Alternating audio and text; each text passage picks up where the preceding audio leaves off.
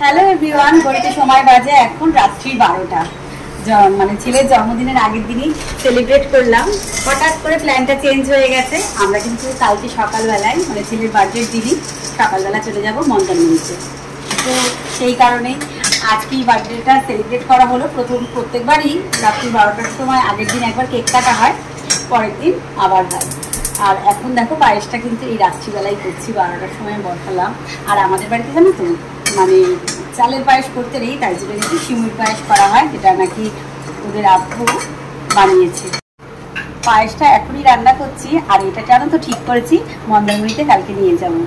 মানে জন্মদিনের দিন ছেলেকে 5 রকমের রান্না বান্না বেড়ে দিতে না পারলেও নিজের হাতে ওখানে তো যতটা পারবো করবো, কিন্তু তাও যেন আমার হাতের পায়েসটা ওকে একটু খাওয়াতে পারি, এই জন্যই কিন্তু এই প্ল্যানটা করেছি। তো দেখা হচ্ছে কালকে সকালবেলা আবার। বাড়ি থেকে বেরোনোর সময় প্রত্যেক সময় যেটা করে থাকি, ঠাকুরের দর্শন করে ঠাকুর প্রণাম করে বেরিয়ে গেলাম মন্দারমণির পথে।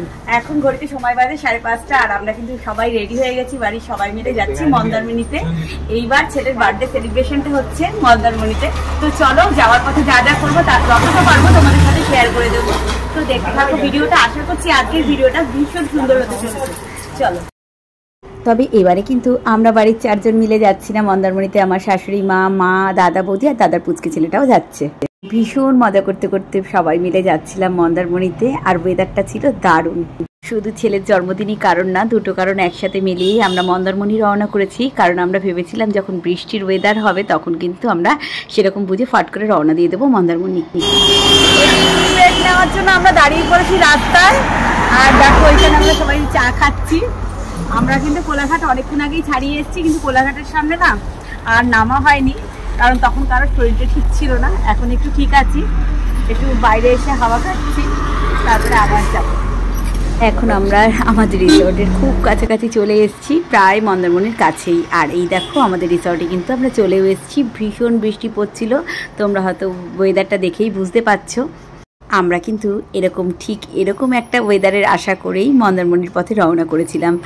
যেমন কথা তেমন কাজ, ভগবান মেঘ না চাইতেই বৃষ্টি দিয়ে দিয়েছে। আমরা এবার মন্দারমণিতে ছিলাম অ্যাকোয়াব্লু রিসর্টে। এই অ্যাকোয়াব্লু রিসর্টে আমরা এই নিয়ে 3rd টাইম ভিজিট করলাম। ভীষণ ভালো বিহেভিয়ার, আর রিসর্টটা তো এক কথায় ভীষণ ভালো, আর কি বলবো। আমরা হোটেলে চলে এসেছি রিসর্টে। 3খানা রুম নেওয়া হয়েছে পরপর, একটা দাদা বৌদি, একটা মাদের আর একটা আমাদের। আর আমার না আস্তে আস্তে রাস্তায় খুব ভীষণ শরীর খারাপ হয়ে গেছিলো, যেহেতু কালকে অনেক রাত করে ঘুমানো হয়েছে, একদম খাবারটা হজম হয়নি, আমার অনেক বমি হয়ে গেছে। তাই জন্য এসেই দেখো কেক ধরিয়ে ডোনাট ধরিয়ে দিয়েছে, তাই খাচ্ছি। হ্যাঁ, পেটে যেহেতু কিচ্ছু নেই তাই শরীরটা এত খারাপ লাগছে, তাই জন্য একটু খেয়ে নিচ্ছি, তারপরে একটু রেস্ট নিয়ে আবার সুইমিং করতে যাবো।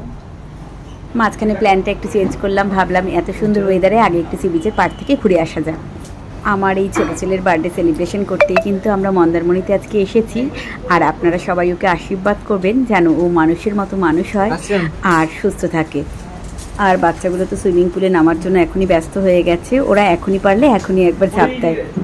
পেটটা যেহেতু বমি টমি করে এত ফাঁকা হয়ে গেছে আর গাও ভীষণ গোলাচ্ছিল এখনও, তাই বৌদি তো আসার সাথে সাথেই ডোনাটটা ধরে দিল, সেটাও আবার মিষ্টি। নিয়েও ভাবছি ভুল করেছি, কিন্তু এই ওয়েলকাম ড্রিঙ্কসটা পাওয়ার পরে না বেশ ভালো লাগছে, বেশ নোনতা নোনতা টক টক খেতে ভালো লাগছে। আর সেদিনের ওয়েদারটা তোমাদের কি বলে বোঝাতে পারবো না যে এত সুন্দর ছিল। ঝিরিঝিরি বৃষ্টি পড়ছিল, কখনো আবার ঝমঝমিয়ে জোরে জোরে বৃষ্টি পড়ছিল, কিন্তু এই সময় বৃষ্টিটা একটু ঝিরিঝিরি ছিল। সমুদ্রের পাড়ে ছিল ভীষণ হাওয়া।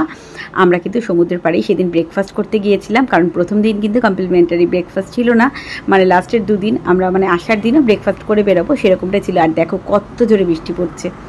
তবে এটা কিন্তু একটা অন্যরকম অভিজ্ঞতা, সমুদ্রের পাড়ে বসে এরকম ডিম টোস্ট বৃষ্টির মধ্যে খাওয়ার মজাটাই যেন একটু আলাদা।